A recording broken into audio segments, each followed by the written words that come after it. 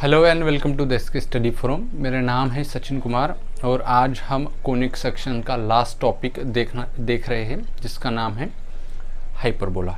इससे पहले हमने पैराबोला और इलिप्स ऑलरेडी यूट्यूब पे अपलोड कर रखे हैं। अगर आपने अभी तक नहीं देखे हैं तो उनकी लिंक जो है डिस्क्रिप्शन बॉक्स में दे रखे ताकि आप वहाँ पे जाके देख सको। तो चलिए फिर बिना समय गंवाए हम शुरू करते हैं आज का टॉपिक। देखिए हाइपरबोला होता क्या है, जैसे कि हमने पहले ही बताया था, इलिप्स हो या फिर कोनिक्स का कोई भी सेक्शन हो, इलिप्स हो, पैराबोला या फिर हाइपरबोला हो, ये तीनों भी एक क्या है, लोकस की तरह काम करेंगे।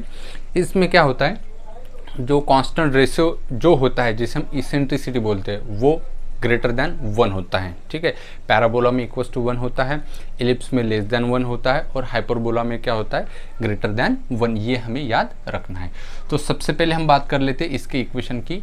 अगर हमें कहीं पर भी हाइपरबोला का इक्वेशन अगर सेकेंड डिग्री में मिलता है, जैसे मान लेते हैं कि ये इक्वेशन है ax² plus 2hxy plus by² plus 2gx plus 2fy plus c equals to 0। This is the general second degree equation. अब ये जो है ये हाइपरबोला का कब होगा, इसके लिए कंडीशन है कि सबसे पहले इसका जो डेल्टा है वो तो 0 नहीं होना चाहिए। क्यों नहीं होना चाहिए, हम जानते हैं कि अगर डेल्टा 0 आ गया तो ये इक्वेशन किसे रिप्रेजेंट करेगा, पेयर ऑफ स्ट्रेट लाइन को। तो सबसे पहले इसका डेल्टा 0 नहीं आना चाहिए। अगर डेल्टा 0 नहीं आया तो इसका मतलब ये या तो फिर अब कोनिक सेक्शन में इलिप्स, पैराबोला और हाइपरबोला को रिप्रेजेंट करेगा। फिर हम इसका h² माइनस ए बी हम कैलकुलेट करेंगे। अगर वो ग्रेटर देन 0 है, मतलब पॉजिटिव आया, तो ये जो इक्वेशन है ये इक्वेशन किसका है, हाइपरबोला का है। पैराबोला के लिए क्या देखा था हमने, h² minus A B equals to 0, ellipse के लिए h² minus A B less than 0 मतलब नेगेटिव, और हाइपरबोला के लिए जो है वो h² माइनस ए बी क्या होना चाहिए, ग्रेटर देन 0 होना चाहिए, मतलब पॉजिटिव आना चाहिए। ठीक है, फिर दूसरी इंपॉर्टेंट चीज़ हमें याद रखनी है, नोट करनी है कि इसकी जो इसेंट्रिसिटी रहेंगी हाइपरबोला की वो ग्रेटर देन 1 होगी।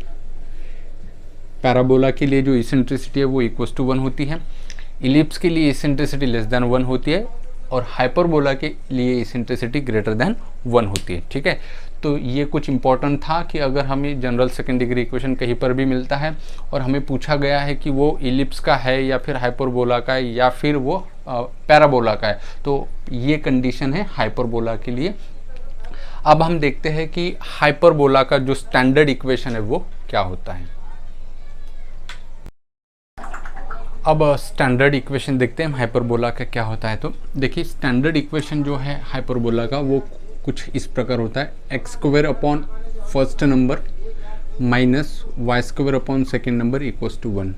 ठीक है, और जो x² जो फर्स्ट नंबर होगा उसे a² बोलेंगे और y² डिवाइडेड बाय b² बोलेंगे। ठीक है, अब हाइपरबोला पढ़ने से पहले आपको इलिप्स आना चाहिए क्योंकि ये इक्वेशन लगभग हाइपरबोला और इलिप्स लगभग फॉर्मूले दोनों के सेम हो गए और कंसेप्ट भी लगभग सेम होगी। तो हाइपरबोला पढ़ने से पहले हमें इलिप्स जो है वो पहले ही हमने पढ़ा रखा है तो उसे पहले देखना चाहिए। ठीक है, तो स्टैंडर्ड इक्वेशन जो है हाइपरबोला का वो होता है x² upon a² minus y² upon b² equals to 1, जो कि इलिप्स का क्या था, यहाँ पे सिर्फ प्लस था और यहाँ पे क्या आया है हाइपरबोला के लिए माइनस। इलिप्स के लिए क्या होता था, प्लस होता था, हम जानते हैं। ठीक है, अब देखिए जैसे इलिप्स दो थे, हमें एक हॉरिजॉन्टल इलिप्स था और एक वर्टिकल इलिप्स था। सेम वे में हमें हाइपरबोला भी दो हाइपरबोला मिलेंगे, एक मिलेगा हमें हाइपरबोला जो कि हॉरिजॉन्टल हाइपरबोला होगा और एक दूसरा वर्टिकल हाइपरबोला होगा। अब हम डिटेल में देखते हैं एक ही एग्जांपल में कि वर्टिकल हाइपरबोला कब होगा और हॉरिजॉन्टल हाइपरबोला कब होगा। ठीक है, अब सबसे पहला सवाल आता है कि हाइपरबोला कब होगा, इलिप्स और हाइपरबोला के इक्वेशन में क्या फ़र्क है। तो एक ही फ़र्क है कि यहाँ पे जो है वो बीच में साइन कौन सा होता है, माइनस होता है हाइपरबोला के लिए, और इलिप्स के लिए जो ये इक्वेशन होगा उसमें यहाँ पे क्या मिलेगा, प्लस मिलेगा। बाकी तो दोनों में पूरा का पूरा सेम चीज़ है, सिर्फ डिफरेंस ये है कि बीच में यहाँ पे क्या मिलेगा, माइनस मिलेगा। ठीक है, अब बात करते हैं यहाँ पे दो टाइप के हाइपरबोला है सिलेबस में, एक वर्टिकल और एक हॉरिजॉन्टल। तो हमें ये पता चला है कि x² अपॉन एक नंबर होगा और माइनस y² अपॉन एक नंबर होगा इक्वल्स टू 1। ठीक है, और जो पहला नंबर होगा उसे हम a² बोलेंगे और जो रिमेनिंग होगा वो अपने आप क्या होगा, b² होगा। ठीक है, क्या बोला मैंने कि हाइपरबोला का इक्वेशंस क्या होगा, X square upon first number minus Y square upon second number equals to 1, और जो एक्स स्क्वायर के नीचे जो नंबर आएगा फर्स्ट नंबर वो ए स्क्वायर बोलेंगे उसे, और जो वाई स्क्वायर के नीचे आया सेकेंड नंबर उसको बी स्क्वायर बोलेंगे इक्वल्स टू 1। अब ये जो है देखिए बीच में माइनस है और पहले कौन है, एक्स स्क्वायर है, तो ये जो हाइपरबोला होगा वो हॉरिजॉन्टल हाइपरबोला होगा, हॉरिजॉन्टल हाइपरबोला। अब ये क्या होता है, कैसे रिप्रेजेंट होता है, इसकी डायग्राम क्या होती है, इसकी टर्मिनोलॉजी धीरे धीरे हम समझेंगे, ठीक है।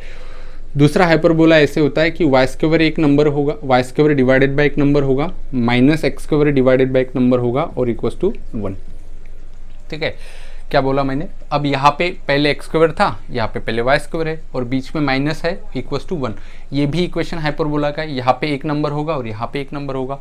अब जैसा कि हमने एलिप्स में देखा था, एलिप्स में क्या देखा था, ए स्क्वायर हमने किसे बोला था, जो नंबर बड़ा है उसको हमने क्या बोला था, ए स्क्वायर बोला था। वो सिर्फ एलिप्स के लिए, वो यहाँ पे काम नहीं करेगा, ठीक है। यहाँ पे क्या चीज़ है, ए स्क्वायर किसको बोलना है, ए स्क्वायर को जो नंबर पहला होगा उसे ए स्क्वायर बोलना है। मतलब यहाँ पे एक यहाँ पे नंबर होगा, एक यहाँ पे नंबर होगा, तो जो पहला होगा उसे ही ए स्क्वायर होगा, चाहे वो बड़ा हो या फिर छोटा हो, उससे हमें कोई भी फर्क नहीं पड़ेगा, लेकिन वो पहले आना चाहिए, ठीक है। मतलब ये वाई स्क्वायर अपन जो नंबर होगा और एक्स स्क्वायर अपन जो नंबर होगा ये पहला आएगा, तो ये क्या होगा हमारे लिए ए स्क्वायर, और ये क्या होगा रिमेनिंग वाई स्क्वायर, ये होगा ए स्क्वायर और ये होगा बी स्क्वायर इक्वल्स टू 1, तो ये ए स्क्वायर होगा।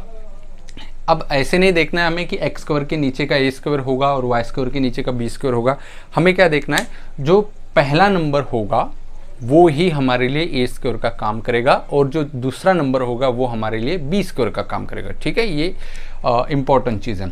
फिर दूसरी बात देखना है कि अगर वाई स्क्वायर माइनस है तो वो हॉरिजॉन्टल हाइपरबोला, अगर एक्स स्क्वायर माइनस है तो वो वर्टिकल हाइपरबोला, वर्टिकल हाइपरबोला। ये दो चीज़ अगर हमें आ गई तो हम आगे का मतलब कोई भी प्रॉब्लम सॉल्व कर सकते हैं, ठीक है। एक दो एग्जांपल देखते हैं और हमें पता करना है कि वो हॉरिजॉन्टल हाइपरबोला है या वर्टिकल हाइपरबोला है। जैसे मान लेते हैं यहाँ पे कि X square upon 16 minus Y square upon 9 equals to 1, ठीक है। अब सबसे पहले क्या ये हाइपरबोला है, तो आंसर है हाँ। क्यों हाइपरबोला है, क्योंकि ये माइनस है, ये एक्स स्क्वायर है, ये वाई स्क्वायर है इक्वल्स टू 1 और बीच में क्या है माइनस। अगर यहाँ पे प्लस होता तो इलिप्स का होता, तो ये इक्वेशन हाइपरबोला का है। फिर सवाल आता है कि हाइपरबोला कौन सा है, मतलब वर्टिकल हाइपरबोला या हॉरिजॉन्टल हाइपरबोला है। तो देखिए पहले कौन सा नंबर, पहले क्या है एक्स स्क्वायर है, बाद में क्या है वाई स्क्वायर है, तो वाई स्क्वायर कैसा है यहाँ पे माइनस वाई स्क्वायर है, तो ये जो हाइपरबोला होगा माइनस वाई स्क्वायर वाला वो कौन सा होगा, हॉरिजॉन्टल हाइपरबोला, ठीक है। तो ये हाइपरबोला कैसा मिला हमें, हॉरिजॉन्टल, ठीक है। अगर हमें ऐसा एग्जाम्पल मिलता है, ये मान लेते हैं एग्जाम्पल नंबर 1 है, एग्जाम्पल नंबर 2 ऐसा है, Y square is equals to 25 minus X square upon 36 equals to 1, ठीक है। ये एक हाइपरबोला का एग्जांपल है। अब सबसे पहला सवाल क्या ये हाइपरबोला है, तो देखिए इक्वल्स टू 1, यहाँ पे एक्स स्क्वायर वाई स्क्वायर और बीच में माइनस है, तो ये भी हाइपरबोला है। अब सवाल ये है कि ये वर्टिकल हाइपरबोला है या हॉरिजॉन्टल हाइपरबोला है, तो देखिए यहाँ पे माइनस एक्स स्क्वायर है, तो एक्स स्क्वायर अगर माइनस होगा तो वो हाइपरबोला है, वो कैसा होगा, वर्टिकल हाइपरबोला होगा।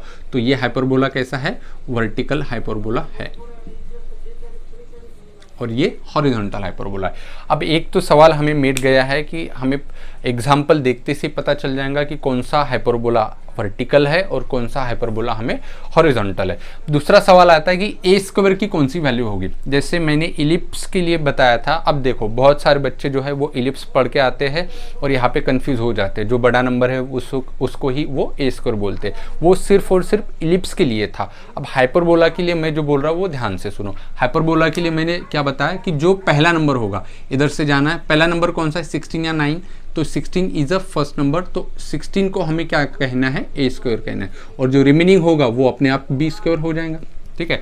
यहाँ पे भी देखिए इधर से हम जब जाएंगे तो पहला नंबर कौन सा लगेगा हमें 25, तो 25 को हमें कंसिडर करना है ए स्क्वायर, और जो बचा नंबर है वो 36, वो अपने आप क्या हो जाएगा, बी स्क्वायर हो जाएगा, ठीक है, यहाँ तक ठीक है। अब चलते हैं हम इसके टर्मिनोलॉजी पे कि फोकाई वगैरह क्या होते हैं, आइए देखते हैं वो क्या चीज़ है।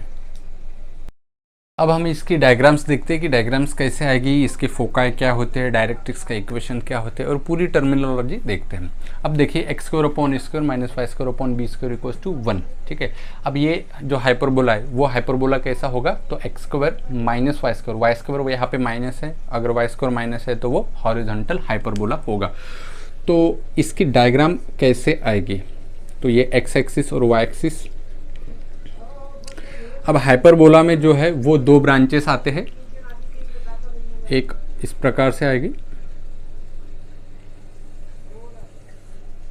और एक इधर आएगी इस प्रकार से, ठीक है। अब बहुत से बच्चे कंफ्यूज हो जाते हैं इसमें कि ये पैराबोला कंसिडर कर लेते हैं, तो ये पैराबोला नहीं है। पैराबोला का नेचर अलग है और हाइपरबोला का नेचर अलग है। पैराबोला में एक ही कर्व थी जो कि ओरिजिन से पास आउट होती थी, ठीक है। अब ये कर्व और ये कर्व, इसका नाम है हाइपरबोला, ठीक है। दो हाइपरबोला नहीं है, नहीं तो बहुत से बच्चे ऐसे भी बोलते हैं कि सर दो पैराबोला उल्टे रख दिए, एक इस साइड में और एक लेफ्ट में रख दिया, तो ये वैसा भी नहीं है। पैराबोला का नेचर ही कुछ अलग है, हाइपरबोला का तो अलग है। तो हाइपरबोला के दो ब्रांचेस है, एक राइट वर्ड और एक लेफ्ट है, तो ये हाइपरबोला है। इसका फोका यहाँ पे होगा, ये होगा S1 और ये होगा S2, तो दो फोकस हो गए इसके, ये S2 बोलेंगे हम, बुक में S डैश दिया है, और ये वर्टिसिस होगा, इसको A1 बोलेंगे और इसको A2 बोलेंगे। फिर इसकी डायरेक्ट्रिक्स आ जाएंगी यहाँ पे, तो दो डायरेक्ट्रिक्स होगी इसकी, ये पहली डायरेक्ट्रिक्स और ये सेकंड वाली डायरेक्ट्रिक्स, ये D1, ये डायरेक्ट्रिक फर्स्ट और ये डायरेक्ट्रिक्स सेकंड। अब जैसे कि हमने इलिप्स पढ़ा है, इलिप्स और हाइपरबोला बहुत जगह मैच करता है। तो S1 के जो कोऑर्डिनेट्स है, मतलब फोकस जो होगा उसके कोऑर्डिनेट्स ये AE,0, ये एक्स एक्सिस है तो y कोऑर्डिनेट 0, और ये जो S2 आया है इसके कोऑर्डिनेट हो गए -AE,0, जो इलिप्स के थे वही हैं। S के कोऑर्डिनेट AE,0 और यहाँ पे -AE,0। E क्या होगा, इसेंट्रिसिटी, ठीक है। तो इसेंट्रिसिटी हाइपरबोला के लिए ग्रेटर देन क्या होगी, 1 होगी, ये हम जानते हैं। A इज़ अ वर्टिसिस, तो वर्टिसिस के कोऑर्डिनेट्स यहाँ पे जो इलिप्स के थे वही यहाँ पे भी हो गए, तो वो आएंगे A,0, और ये जो है A2 ये भी वर्टिसिस है, तो इसके कोऑर्डिनेट्स आएंगे -A,0।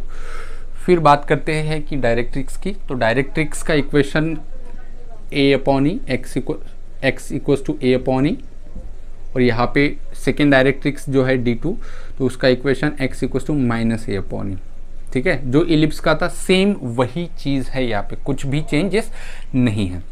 अब हम बात कर लेते हैं कि यहाँ से अगर मैं कॉर्ड खींचूंगा परपेंडिकुलर, जो फोकस में से जाता है वो लेटस रेक्टम होगा। सेम यहाँ पे भी अगर ड्रॉ करता हूँ तो ये भी लेटस रेक्टम होगा, तो इसको L1 बोलता हूँ, इसको L2 और ये L3 और ये L4। तो ये L1, L2, L3, L4 क्या है, end points of the latus rectum. तो ये L1 के कोऑर्डिनेट्स क्या आ जाएंगे, तो x कोऑर्डिनेट तो यही होगा क्योंकि ये line parallel to y axis है, x कांस्टेंट होगा तो वो AE होगा, और y कोऑर्डिनेट B² होगा। यहाँ पे क्या होगा, L2 AE और y माइनस होगा तो -B²। L3 क्या होगा, L3 के कोऑर्डिनेट तो सेकेंड क्वाड्रेंट है तो ये -AE, B², और L4 जो है ये L3 ये L4 है, तो L4 के कोऑर्डिनेट दोनों माइनस हो गए, -AE, -B², ठीक है। तो ये दोनों माइनस हो गए क्योंकि ये थर्ड क्वाड्रेंट है। तो ये क्या था, लेटस रेक्टम। फिर ये जो लेटस रेक्टम है इसकी लेंथ कितनी होगी, तो एलिप्स की जितनी थी उतनी ही यहाँ पे है। तो फॉर्मूला क्या आएगा, length of latus rectum equals to 2B², है ना। ऊपर कितना गया, B², नीचे कितना आया, B², तो टोटल कितना हो गया, B² प्लस B², 2B², ठीक है। अब यहाँ पे अलग क्या चीज़ है, इलिप्स में क्या था, मेजर एक्सिस और माइनर एक्सिस था। मतलब मेजर एक्सिस इलिप्स में किसे कहते थे हम, जिस पे फोका लाई करता है उसको मेजर एक्सिस बोलते थे इलिप्स के लिए। हाइपरबोला के लिए क्या वर्ड है, जिस एक्सिस पे फोका लाई करेगा उसे हम बोलेंगे ट्रांसवर्स एक्सिस, ठीक है। तो सबसे पहली चीज़ आती है इसमें ट्रांसवर्स एक्सिस।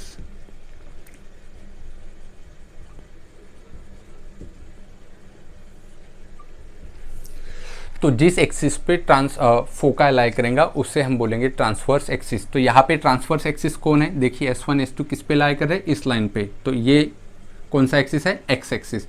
तो ट्रांसवर्स एक्सिस इस हाइपरबोला के लिए कौन सा हुआ, एक्स एक्सिस। उसका इक्वेशन क्या होता है, y = 0। ठीक है, अब हम बात कर लेते हैं कि लेंथ ऑफ ट्रांसवर्स एक्सिस क्या होगा। Length of transverse axis, TA बोल रहा हूँ मैं, ट्रांसवर्स एक्सिस, इसकी लेंथ। तो इसकी जो लेंथ है वो होता है वर्टिसिस के एंड पॉइंट, मतलब यहाँ से लेके यहाँ तक डिस्टेंस कितना है, a, और ये जो ओरिजिन है यहाँ पे सेंटर मतलब ओरिजिन, और यहाँ से यहाँ पे डिस्टेंस की बात करो वो भी a। तो टोटल डिस्टेंस कितना हुआ, 2a। जो एलिप्स में लेंथ ऑफ मेजर एक्सिस थी, तो यहाँ पे लेंथ ऑफ ट्रांसवर्स एक्सिस कितना आया, 2a। ओके, और एंड ऑफ ट्रांसवर्स एक्सिस क्या होगा, वर्टिसिस A1 और A2। नंबर 2 पे आते हैं। नंबर 2 है, ये होगा ट्रांसवर्स एक्सिस और ये होगा हमारा कॉन्जुगेट एक्सिस।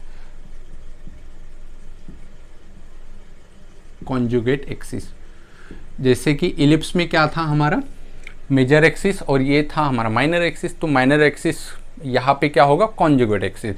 तो कॉन्जुगेट एक्सिस की यहाँ पे कौन होगा, कॉन्जुगेट एक्सिस जो कि परपेंडिकुलर होगा। किसको परपेंडिकुलर, ट्रांसवर्स एक्सिस को जो परपेंडिकुलर है। लेकिन परपेंडिकुलर कैसा होना चाहिए, बाइसेक्ट भी करते आना चाहिए। तो परपेंडिकुलर बाइसेक्टर जो है किसको, ट्रांसवर्स एक्सिस को, उसे हम कहेंगे कॉन्जुगेट एक्सिस। तो यहाँ पे जो y एक्सिस है, y एक्सिस, उसका इक्वेशन क्या होता है, x = 0। वो इस हाइपरबोला के लिए किसका काम करेगा, कॉन्जुगेट एक्सिस का काम करेगा।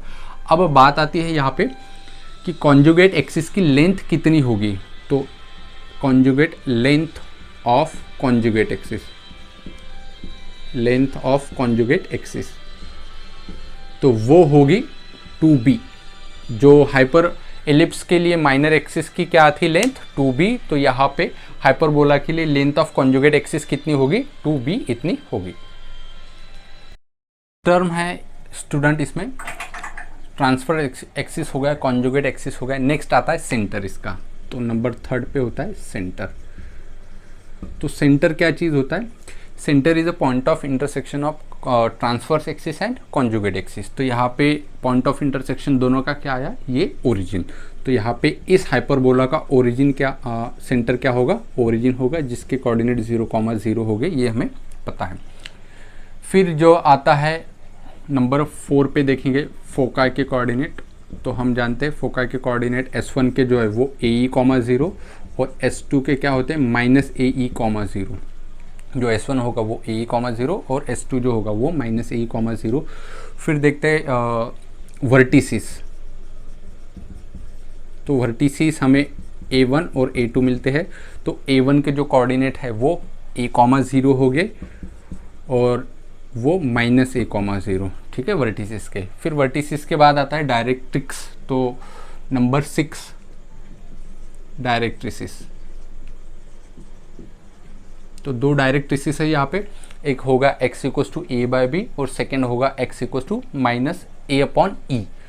तो x = +-a/e बोलता हूँ मैं इसे, दोनों भी एक ही इसमें आ गया। तो डायरेक्ट्रिसिस भी हो गया। फिर नेक्स्ट आता है latus rectum, length of latus rectum, number 7। तो यहाँ पे लिख देता हूँ मैं, length of latus rectum, LR mean latus rectum. तो वो कितना होगा, लेंथ ऑफ लेटस रेक्टम ये पूरा का पूरा 2b²/a। तो 2b²/a is the latus rectum की लेंथ होगी। और एंड पॉइंट तो हम जानते ही है, एंड पॉइंट क्या हो गए लेटस रेक्टम के, +-AE, +-b²/a। तो एंड पॉइंट्स क्या हो गए, एंड पॉइंट जो है वो हो गए +-AE, +-b²/a। ठीक है, these are the end points of that latus rectum. Next important चीज आती है इसमें, relation between A, B and E, जिसे हम यूज करेंगे इसेंट्रिसिटी फाइंड करने के लिए। तो relation between A, B and E में क्या होगा, B² = A² in bracket E² - 1। ये फॉर्मूला हमें याद रखना है। ये फॉर्मूला थोड़ा अलग है, एलिप्स के लिए क्या था, बाकी पूरा सेम था। ब्रैकेट में एलिप्स के लिए 1 - E² था, हाइपरबोला के लिए वो चेंज हो जाएगा, ई स्क्वायर माइनस 1 हो जाएगा। ठीक है, ये थोड़ा सा चेंजेस है एलिप्स और हाइपरबोला के फॉर्मूले में, ये हमें याद रखना है। तो ये एक फॉर्मूला हम याद कर लेंगे, ए स्क्वायर बी स्क्वायर पता होगा तो इसेंट्रिसिटी निकालेंगे, या फिर कोई भी दो टर्म्स गिवन होगी, तीसरी टर्म्स हमें निकालने में ये फॉर्मूला मदद करेगा। फिर आता है distance between foci, distance between foci, कि भाई फोकाई टू फोकाई डिस्टेंस जो है वो कितना होता है। तो देखो यहाँ से यहाँ तक का डिस्टेंस ए और यहाँ से यहाँ तक का भी डिस्टेंस ए, तो टोटल डिस्टेंस जो है वो कितना हुआ 2AE। तो डिस्टेंस बिटवीन फोकाई कितना हुआ 2AE, एलिप्स में भी यही फॉर्मूला था। ठीक है, और जो नेक्स्ट आता है वो आता है distance between directrices. Next is distance between directrices, कि दो डायरेक्ट्रिसेस के बीच में कितना डिस्टेंस है। तो ये एक डायरेक्ट्रिस है, ये डिस्टेंस कितना है A/B, ये सेकेंड वाली डायरेक्ट्रिक्स है, ये भी डिस्टेंस कितना है A/B। तो दोनों के बीच में डिस्टेंस कितना हुआ A/E प्लस A/B, A/2A/E, ये जो है वो दो डायरेक्ट्रिक्स के बीच में डिस्टेंस हुआ है। ठीक है, आई होप कि आप लोगों को इतना समझ में आया होगा। अब एक इम्पॉर्टेंट चीज़ इसमें है कि इसका पैरामेट्रिक फॉर्म क्या होगा। Next is parametric form. तो इसका पैरामेट्रिक फॉर्म होता है, पैरामेट्रिक फॉर्म, तो parametric form is x equals to a sec theta and y equals to b tan theta. This is the parametric form for that hyperbola. ठीक है, अब next आता है कि जैसे हमने इलिप्स में देखा था कि इलिप्स पे अगर कोई भी पॉइंट होगा, उसका अगर डिस्टेंस मैंने पहले फोकस से निकाला और दूसरे फोकस से निकाला, दोनों की अगर एडिशन करूँगा तो वो जो डिस्टेंस है वो सम ऑफ द डिस्टेंस कांस्टेंट होता है, और किसके बराबर था, वो मेजर एक्सिस के बराबर था। ठीक है, 2a के बराबर था। अगर आपको याद होगा PS plus PS dash equals to 2a था। अब यहाँ पे क्या होगा, वही चीज़ अप्लाई होगी, लेकिन यहाँ पे सम नहीं होगा, डिफरेंस होगा। मतलब कोई भी अगर पॉइंट होगा ये वाला, इसका डिस्टेंस अगर मैं निकालूँ, ये हुआ फोकल डिस्टेंस इस फोकस से, और ये अगर निकालूँ तो ये हुआ इस फोकस से डिस्टेंस। अगर मैं दोनों की सब्ट्रैक्शंस करूँगा तो हमें जो आंसर मिलेगा वो कांस्टेंट होगा, और वो कांस्टेंट कितना होगा, लेंथ ऑफ ट्रांसवर्स एक्सिस, मतलब ये जो लेंथ है ये इसके बराबर होगा। मतलब इसमें से अगर ये वाला मैं माइनस कर दूंगा तो जो क्वांटिटी बचेंगी वो क्या होगी, ये लेंथ ऑफ ट्रांसवर्स एक्सिस। तो हमें क्या याद रखना है कि difference of focal distances, difference of focal distances equals to कितना है 2a। और ये हमें याद रखना है कि भाई कोई भी पॉइंट मान लेते हैं, इसको P मान लेते हैं, तो PS डैश, तो वो मॉड में लेंगे हम PS1 माइनस PS2, कोई भी छोटा बड़ा हो सकता है, इसीलिए मैंने ये मॉड लगाया। इक्वल्स टू कितना होता है 2a होता है, और ये कांस्टेंट होता है। ठीक है, तो इतना सब कुछ आप लोगों को याद रखना ज़रूरी है। आइए दोस्तों, अब सारी चीज़ें जो है वो एग्जाम्पल के थ्रू समझते हैं कि हमें डील कैसे करना होता है क्वेश्चंस के साथ। कोई भी एक क्वेश्चन मान लेंगे हम, जैसे एग्जांपल नंबर 1 है x² - y² 9 = 1। चलो इसको हमें समझना है। सारी जो टर्म्स थी, फोकाई, डायरेक्ट्रिक्स, पूरी की पूरी हम देखेंगे कि इस हाइपरबोला के लिए कैसे होगी। सबसे पहले तो आपके माइंड में ये सवाल आना चाहिए कि क्या ये हाइपरबोला का इक्वेशन है। तो बताइए ये हाइपरबोला का इक्वेशन है या नहीं है। क्यों हाइपरबोला का इक्वेशन है, क्योंकि यहाँ पे माइनस है, =1 है, x² है, y² है। ये क्या ये स्टैंडर्ड इक्वेशन है, तो जी बिल्कुल हाँ स्टैंडर्ड इक्वेशन है। क्यों स्टैंडर्ड है, क्योंकि x², y² और कांस्टेंट के अलावा कुछ भी नहीं है। तो यही हमने देखा था। उसके बाद आपके मन में ये सवाल आना चाहिए कि ये जो हाइपरबोला है, ये हाइपरबोला ये वर्टिकल हाइपरबोला है या फिर हॉरिजॉन्टल हाइपरबोला है। तो कैसा होना चाहिए, तो यहाँ पे जो y² है वो -y² है, तो इसका मतलब ये डेफिनेटली कैसा होगा, हॉरिजॉन्टल हाइपरबोला होगा।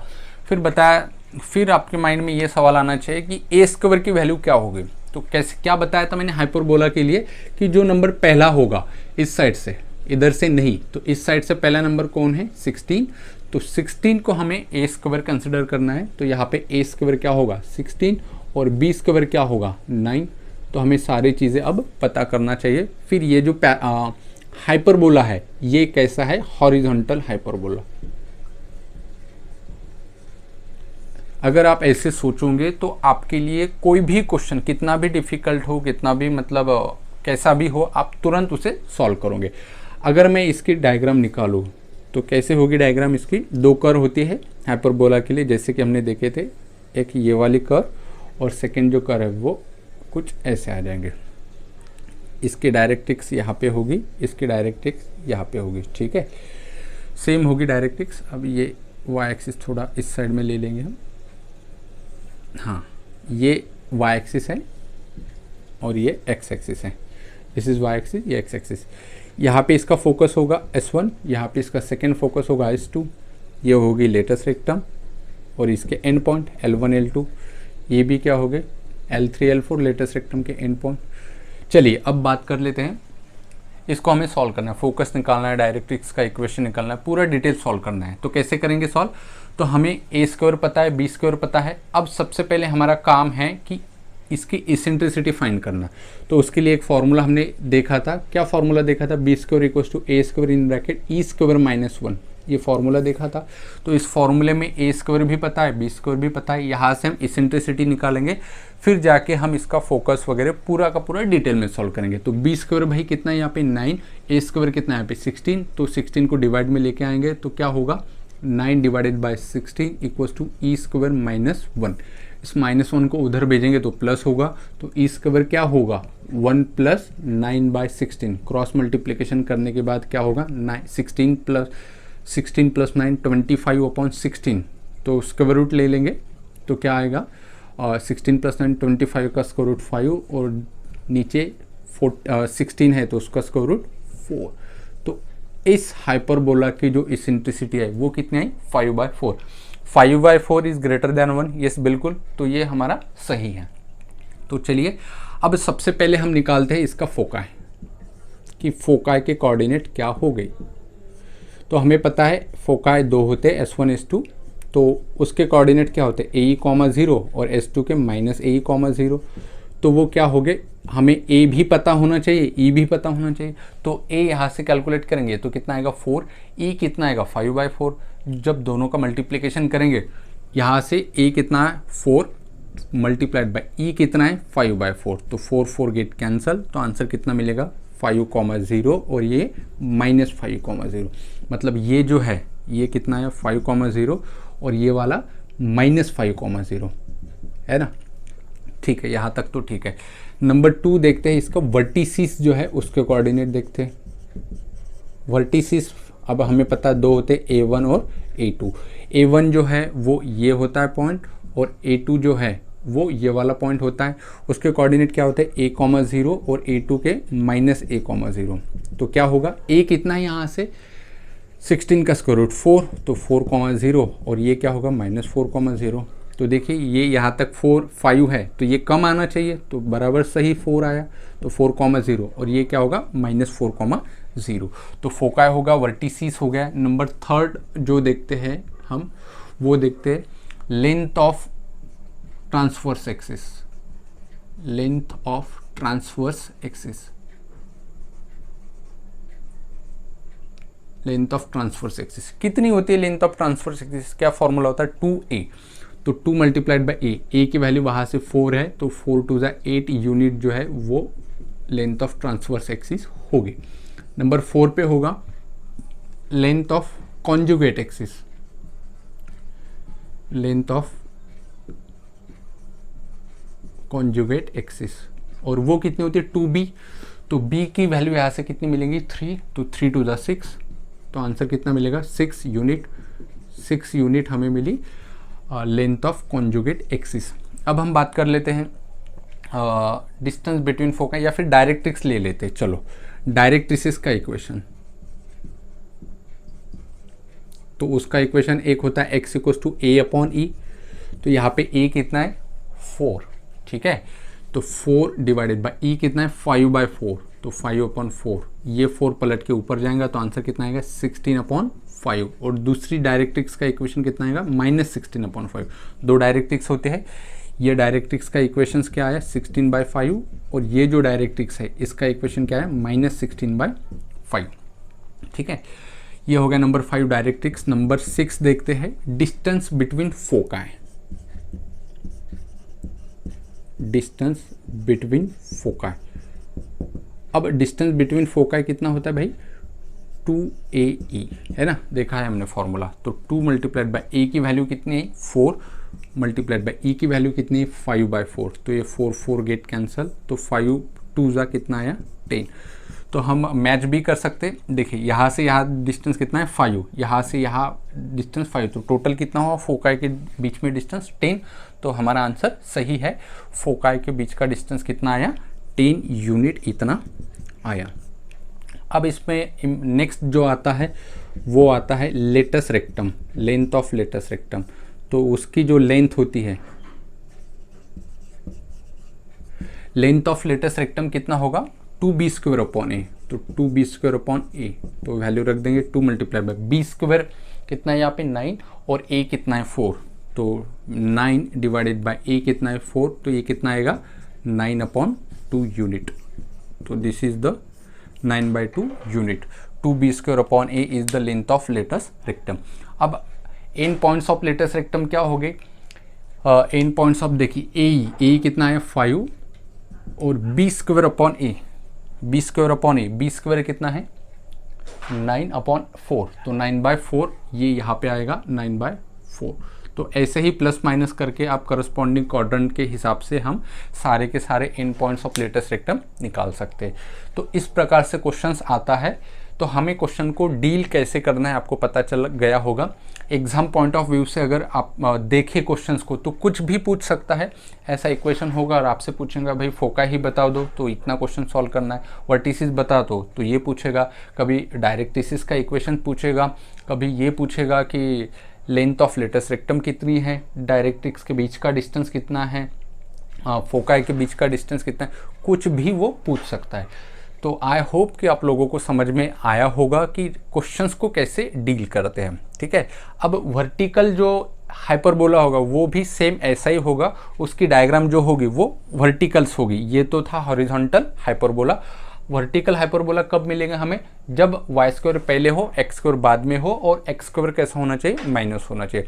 बाकी पूरा सेम रहेगा, जैसे कि मैंने पहले ही बताया था, फॉर्मूले चेंज नहीं करने हैं। जो फॉर्मूले मैंने बताया था वो ही आपको, जो हाइपरबोला मतलब हॉरिजॉन्टल हाइपरबोला के लिए फॉर्मूले, वही फॉर्मूले वर्टिकल हाइपरबोला के लिए ही है, कुछ भी चेंजेस नहीं है। बस शर्त यह है कि आपको a² सही मायने में फाइंड करते आना चाहिए कि a² पहला नंबर ही होता है। तो देखते हैं equation of hyperbola having centre x1 and y1। इससे पहले हमने जितने भी हाइपरबोला देखे थे वो स्टैंडर्ड हाइपरबोला थे, मतलब उनका जो सेंटर था वो ओरिजिन था। अब हम देखते हैं ऐसा हाइपरबोला जिसका सेंटर x1 y1 होना चाहिए। तो क्या होगा, जैसे कि हमें पता है कि स्टैंडर्ड हाइपरबोला का equation x² minus y² equals to क्या होता है 1। अगर मैं उसका सेंटर चेंज कर दूं, सेंटर x1 y1 कर दूं, तो उसका इक्वेशन हो जाएगा x माइनस x1 का whole square upon a² minus y minus y1 का whole square divided by b² equals to 1। ये वो हाइपरबोला का इक्वेशन होगा जिसका सेंटर x1 y1 होगा। क्या किया हमने, बहुत सिंपल है, जहाँ पे x था वहाँ पे x माइनस x1 रख दिया और जहाँ पे y था वहाँ पे y माइनस y1 रख दिया। सवाल है x1 y1 क्या है, तो x1 y1 क्या चीज़ है, सेंटर्ड के कोऑर्डिनेट है। आई होप कि आप लोगों को समझ में आया होगा। अब एक छोटा सा एग्जाम्पल देख लेते हैं। जैसे कि क्वेश्चंस है आपको 9x² minus 16y² minus 36x plus 96y minus 252 equals to 0।